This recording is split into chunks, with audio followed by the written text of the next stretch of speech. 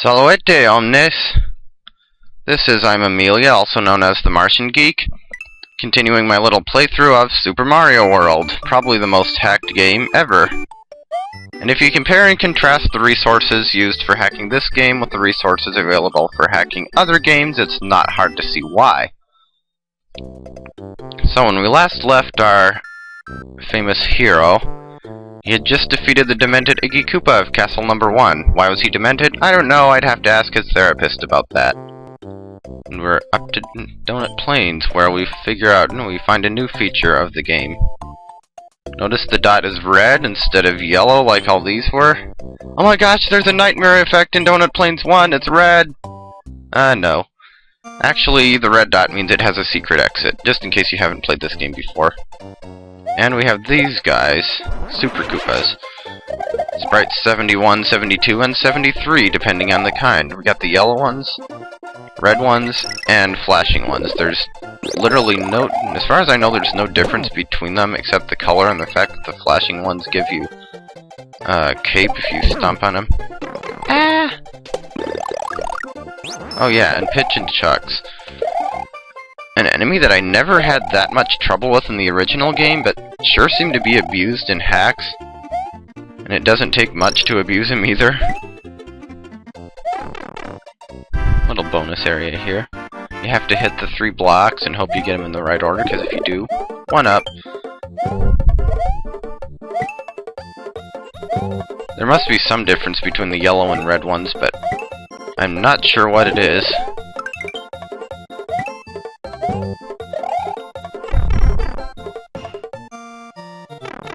So we get to skip part of the stage, although I don't really want that. Dang it! Especially since we skipped the midway point.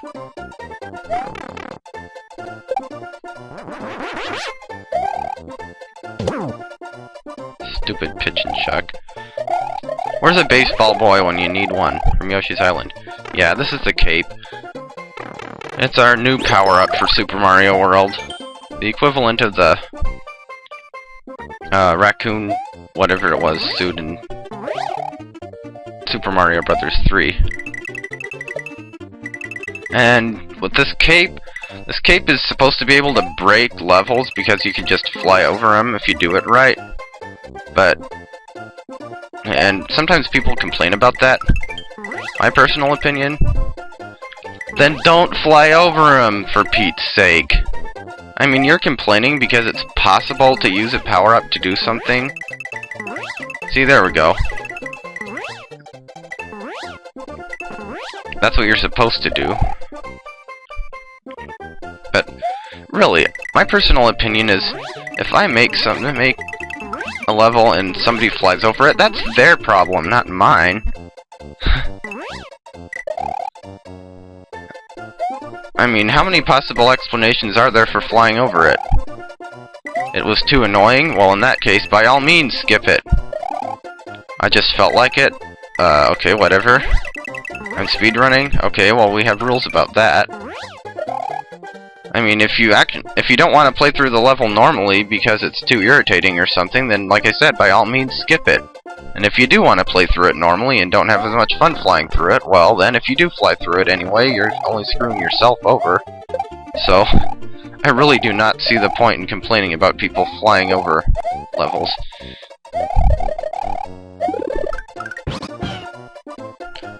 I can fly over them if I wanted to, honestly. I never got the hang of cape flying. Never had to use it in the original game. There were only like 3 places where it was mandatory and they could all be circumvented. So I just never really bothered to master the skill.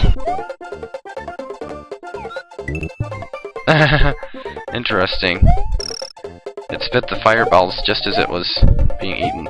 Oh yeah, that was a Volcano Lotus, another new enemy. Sprite 99. It's kind of one of the more interesting enemies in my opinion. And there's a keyhole, which actually technically we can get it now, but I'm gonna get the normal exit first. No, Yoshi, come back, you stupid pitch and chuck.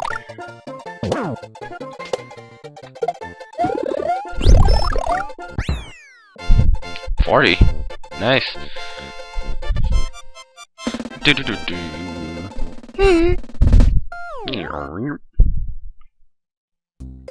So yeah, this one has 2 exits, as does the next one. But I'm not gonna worry about that just yet. Move on to Donut Plains 2, it's underground, and auto-scrolling. How I hate auto-scroll. It only seems to come in 2 speeds. 2 stinkin' fast and 2 stinkin' slow. And in the case of Donut Plains 2, it is the latter. The stage isn't exactly difficult, it's just tedious.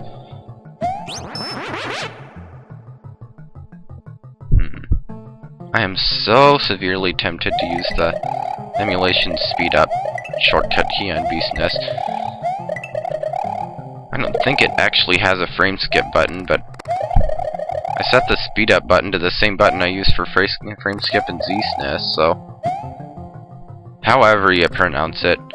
For all I know, it was made by an Eastern European and should be pronounced Jnace.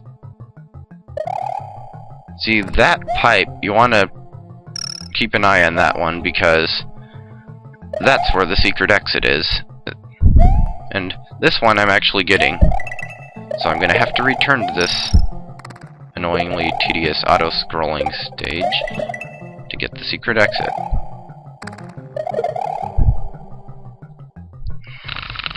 Wake me when it's done. Actually, I hardly ever take this route because, yeah, those don't go down far enough to crush you. They just get in your way. Because if you go up that pipe, you can get to the secret exit, or you can actually get to the normal exit through an alternate route. Is it moving a pixel at a time? Seriously?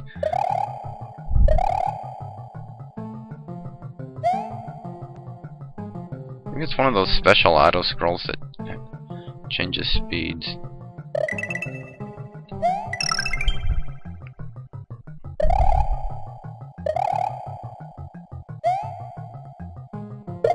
Spike top. You don't see those guys much in here, but in Donut Plains 2, but you'll see them more later, so. And there's the goal point, which isn't underground.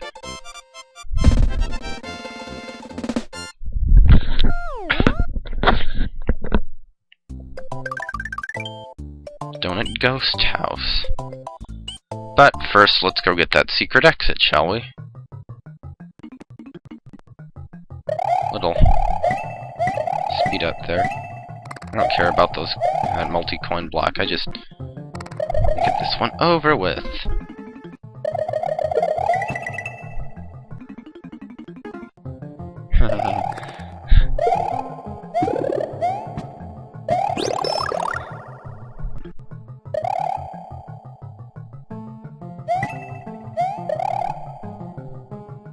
Is it gonna? I was wondering if it was gonna crush the bad guy. Probably it would just make him get stuck inside the layer 2 scrolling thing. Oh yeah, I forgot to mention. Layer 2. Our first layer 2 level. Notice how the background seems to kind of lack detail? That's because it's on layer 3, because layer 2 is part of the foreground. We have a new kind of chuck, the puntin' chuck, I think they're called. They basically throw footballs at you. And shell. We want to use this to hit that block. So it'll sprout a vine, obviously. Actually, you can just fly up here if you have a Yoshi, because the blue shell makes you fly. And here's our secret exit.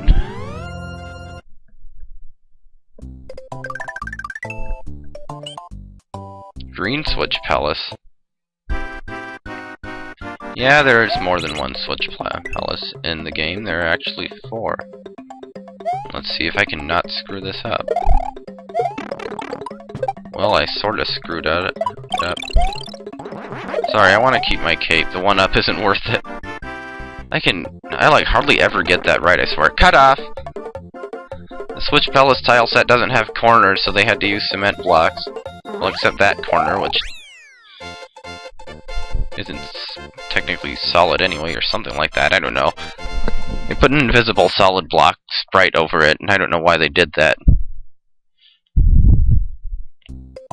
Nintendo's weird sometimes. What can I say? And yes, we do want to continue, and yes, we do want to save. Now, Donut Ghost House. Another new feature of Super Mario World. The ghost houses are kind of like the fortresses. Kind of like fortresses in this game. This is a ghost house. Can you find the exit? Don't get lost!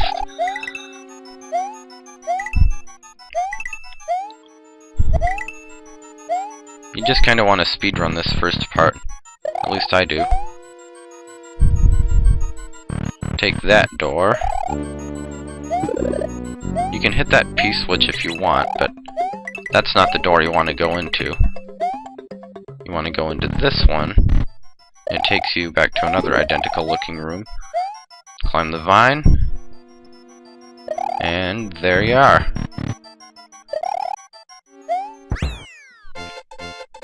And we've exited the ghost house. Donut Ghost House actually has a secret exit too. But I'm probably not going to be getting that immediately. We get some nice events, and a little dot appears in the lake. The dot in the lake is actually the secret. Actually, what the secret exit of Donut Plains 1 unlocks.